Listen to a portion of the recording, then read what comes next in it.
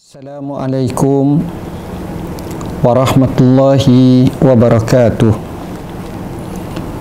Ahmaduka Rabbi kama allamtana an nahmad wa usalli wa usallimu ala khairi khalqika Muhammadin sallallahu alaihi wasallam. Asyhadu an la ilaha illallah wahdahu la syarika lah wa asyhadu anna sayyidana Muhammadan abduhu wa rasuluh. Allahumma salli wa sallim ala sayyidina Muhammad wa ala alihi wa sahbihi wa barik wa sallim, amma ba'. Sidang penonton yang dirahmati Allah, saya tajukkan dalam mauqifuna atau mauqif kami pada kali ini dengan tajuk PRU 15, Kemuncak Demokrasi dan Cita-citaku. Alhamdulillah, sejak 1957 negara kita Malaysia telah mencapai kemerdekaan dan telah mengekalkan sistem politik. Pelbagai parti, yang mana parti politik yang memperolehi majoriti sama ada di Dewan Rakyat maupun di Dewan Undangan Negeri, berhak dan boleh menubuhkan kerajaan persekutuan atau negeri. Sistem yang digunakan di Malaysia ini berasaskan first past the post system.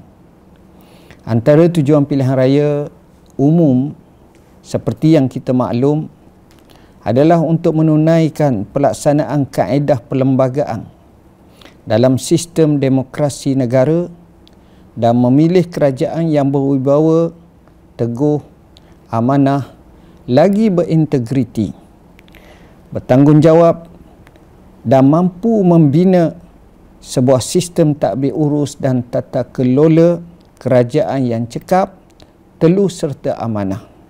Dengan penuh keinsafan, kita mesti mengakui bahawa kerajaan adalah milik Allah. Ia adalah milik mutlak dan itulah hakikatnya. Dia berhak beri kepada sesiapa, dia boleh ambil daripada sesiapa, dia boleh muliakan seseorang, dia boleh menghinakan seseorang. Semuanya di bawah kuasa Allah. Benarlah firman Allah, Qulillahumma malikal mulk tu'til mulka mimman tasha' wa tanzi'ul mulka mimman tasha' wa tu'izzu man tasha' wa tuzillu man tasha' biyadikal khair innaka ala kulli syai'in qadir. Allamah Ibn Katsir dalam tafsirnya menyatakan, dan engkaulah, yakni Allah, yang apabila berkehendak pasti terjadi, sebaliknya jika tidak, pasti tidak akan terjadi. Ayat ini terkandung peringatan sekaligus bimbingan kepada Rasulullah SAW dan umat ini agar mensyukuri nikmat Allah Subhanahu wa ta'ala. Justru menginsafi hakikat ini, sewajarnya kita imani dengan ayat tersebut dan akur atas apa yang berlaku dengan penuh keredaan. Begitulah roda-roda kehidupan yang mematangkan kita. Ada masanya di atas, ada masanya di bawah. Kedua-duanya adalah rahmat daripada Allah Subhanahu wa ta'ala. Sedang penonton yang dirahmati Allah, malam keputusan pilihan raya merupakan malam debarang. Tak kala kita menanti keputusan PRU 15 yang makin memuncak dan bertambah tegang menjelang tamatnya proses pengundian pada sebelah petang. Malam keputusan merupakan saat yang sudah pasti masyarakat Malaysia, khasnya bahkan dunia amnya, ingin menanti keputusan dan natijah calon. Parti atau pasukan mana yang menang serta layak membentuk kerajaan adalah telah ditetapkan. Antara nasihat tulus daripada saya, pertama, jika kita menang, syukurlah kepadanya. Ingatlah ucapan Nabi Allah Sulaiman alaihi salam, tak kala dikurniakan dengan puncak kenikmatan dan berada di persada pemerintahan. Lafazlah haza min fadli rabbi liyabluwani aashkuru am akfur. Ini semua merupakan kurniaan daripada Tuhanku. Ia ingin mengujiku sama ada aku syukur atau aku kufur. Al-Imam At-Tabari rahimahullah, Syekhul Mufassirin, berkata, yakni kepandaian, kemampuan, kerajaan dan kekuasaan yang sedang ada padaku ini, semuanya adalah kurniaan Tuhanku yang melebihkannya kepadaku dan anugerahnya dengannya. Dia sangat baik kepadaku. Maka itulah yang sepatutnya kita akur. Seterusnya, jika tidak menang, itu bukanlah penamat dan segala-galanya. Bumi Allah terbentang luas. Sudah pasti ada di sana banyak hikmahnya. Amat perlu saat itu diisi dengan kesabaran serta redha ketentuan takdir ilahi. Benarlah firman Allah, wa asa an takrahu syai'a wa huwa khairul lakum.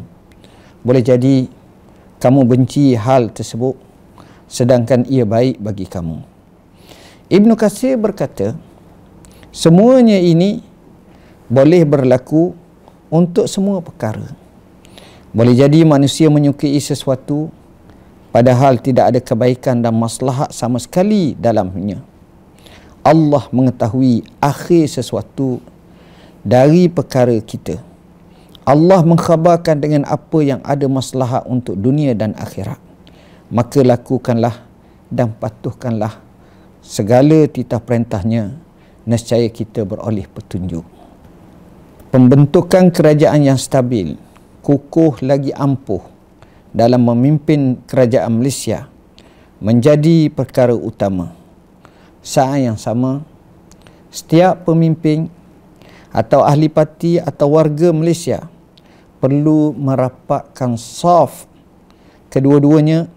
Rakyat dan pemimpin mesti berperanan sekurang-kurangnya mengucap tahniah kepada yang menang dan saling bermaaf-maafan kepada yang lain. Pepatah Melayu menyebut, buang yang keruh, ambil yang jernih, hendaklah dijelmakan pada waktu itu. Hindarkanlah budaya balas dendam dan juga terus membina permusuhan yang tidak berkesudahan. Jika ini berlarutan, saraf kekuatan dan denyut nadi ummah akan melemah dan mudahlah musuh merobek maruah negara yang tercinta ini. Sidang penonton yang dirahmati Allah, saya mengambil kesempatan untuk menasihati kepada yang menang agar sama-sama kita insafi. Saya nyatakan bahawa jawatan merupakan amanah dan taklif yang mungkin sesal di hari akhirat. Ia bukanlah tasyrif atau kemuliaan semata-mata. Justru perlunya tekad, azam serta pelaksanaan tanggungjawab dengan penuh amanah. Sewajibnya kita bermuhasabah, menginsafi dan memohon pandangan dari para ulama dan pakar dalam bidang masing-masing. Tidak ada masa untuk kita berbulan madu mengecapi kemenangan PRU 15 yang diperolehi, kerana masa itu adalah emas. Ia amat berharga. Bacalah kisah Khalifah Umar bin Abdul Aziz pada malam pelantikannya, diisi sehingga larut malam, semata-mata melaksanakan tugas dengan tekun.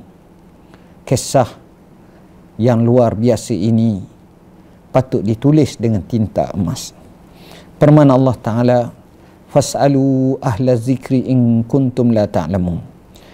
Oleh itu bertanyalah kamu, wahai orang musyrik, kepada orang-orang yang berpengetahuan berkenaan agama jika sekiranya kamu tidak mengetahui. Mengenai tafsir bagi ayat di atas, Abu Hayyan menukilkan daripada Az-Zajjaj. Katanya ahli zikri adalah umum pada setiap orang yang disandarkan dengannya ilmu. berdasarkan kitab Al-Bahrul Muhit.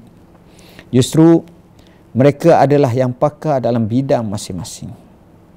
Ingatlah pesanan dan ucapan sulun Sayyiduna Abu Bakr As-Siddiq tak kala dibay'ahkan sebagai khalifah di Saqifah Bani Sa'idah. Ucapannya yang penuh tawadhu' dan insaf. Katanya, ayyuhan nas, fa inni qad bullitu alaikum bi khair wa lastu bi khairikum, fa in ahsantu fa'inuni wa in asattu faqawwimuni, as-sidqu amanah wal kazibu khiyanah, hingga akhirnya.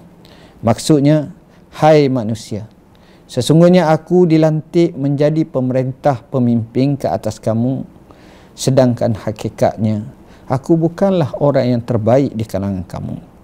Sekiranya aku memerintah dengan baik, maka bantulah aku. Sebaliknya, jika aku memerintah dengan buruk, maka perbetulkanlah aku. Benar itu merupakan amanah dan dusta itu adalah sebuah pengkhianatan. Mufakir Islami Syekh Muhammad Al-Ghazali dalam membincangkan hal ini, katanya lebih kurang ucapan seperti ini menggambarkan ketulinan khalifah yang mewarisi daripada Rasulullah SAW dengan adab yang tinggi, akhlak yang luhur lagi mulia dan tawaduk, dan akhirnya menjadikan masyarakat dan rakyat berpuas hati serta mengikut Khalifah Abu Bakar.